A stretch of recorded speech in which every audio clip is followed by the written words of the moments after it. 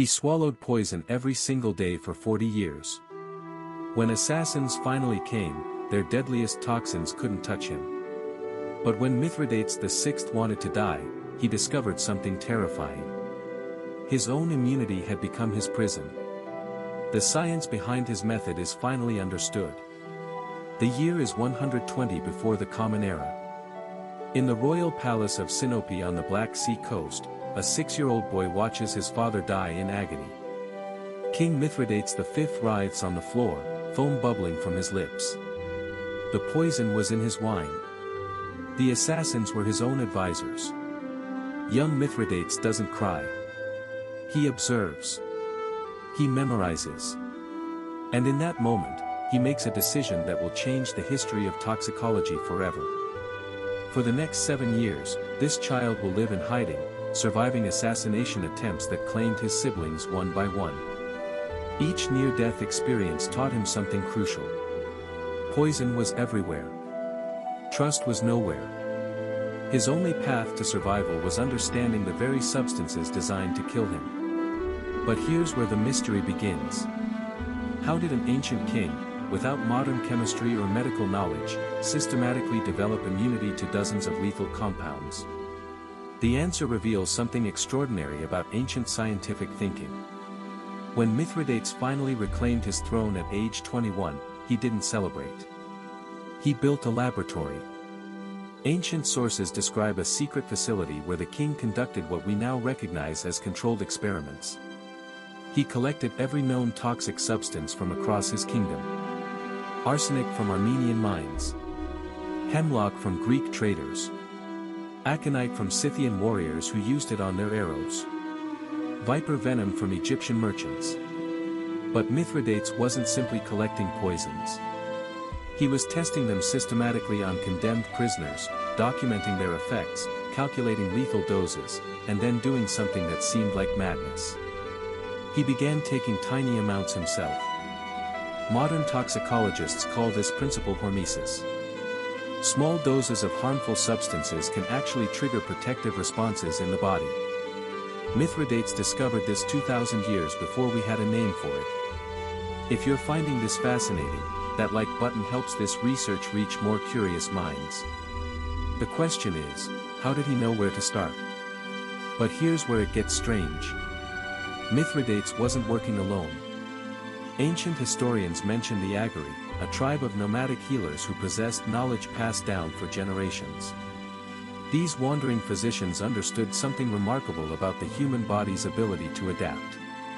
They'd observed that snake handlers rarely died from bites. That certain mountain peoples could eat plants that killed lowlanders instantly. Mithridates recruited these tribal experts and combined their empirical observations with Greek medical theory. Think about that for a moment. An ancient king synthesizing knowledge from multiple cultures, testing hypotheses through experimentation, and documenting results. This is the scientific method, practiced 2 millennia before Francis Bacon. But the Agari brought something else. They understood that immunity wasn't just about the poison. It was about the preparation. The timing. The combination with other substances that could modify how toxins interacted with the body. This knowledge would become the foundation for Mithridates' greatest achievement. And its implications still challenge modern pharmacology. After decades of research, Mithridates created something unprecedented. The Mithridatium. A universal antidote containing 36 separate ingredients. Ancient sources preserved the recipe, and modern analysis reveals something stunning. Nearly every component has documented pharmacological activity. Opium for pain suppression and slowing toxin absorption. Castor oil to induce vomiting. Ginger and myrrh with proven anti-inflammatory properties. Cinnamon containing compounds that protect the liver. But the genius wasn't in individual ingredients. It was in their interaction. Some components slowed the heart rate, giving the body more time to process toxins. Others stimulated specific organ functions.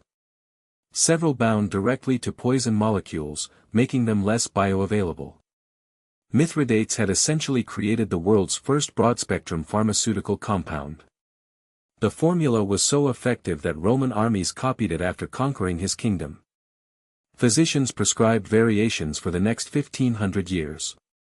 Imagine the trial and error required. The careful observation.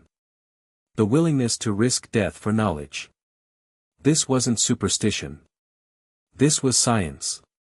But that's not even the most remarkable part. Everything I've just told you only explains half of Mithridates' system. The Mithridatium was his safety net. His true achievement was building actual physiological immunity through something we now call Mithridatism, a term derived directly from his name. Here's what modern immunology has revealed. When you consume tiny amounts of certain toxins repeatedly, your body learns to recognize them. Enzymes in your liver increase production. Antibodies may form against protein-based poisons. Cellular resistance develops at the molecular level. Mithridates didn't understand the mechanisms. But he understood the results. And he tested those results with terrifying dedication. Ancient sources describe him attending banquets where he knew poison awaited. He would eat and drink freely while his enemies watched in disbelief. Assassination attempts failed so consistently that rumors spread across the ancient world. Was he protected by the gods? The truth was far more impressive. He had transformed his own body into a living laboratory. Subscribe now if you want to see how this extraordinary immunity ultimately became his curse. For 40 years, Mithridates waged war against Rome.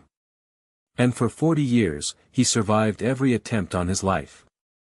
Roman generals who defeated him on battlefields couldn't touch him in palace intrigues. His reputation became legendary. Pliny the Elder wrote that he took antidotes every morning with his breakfast. Appian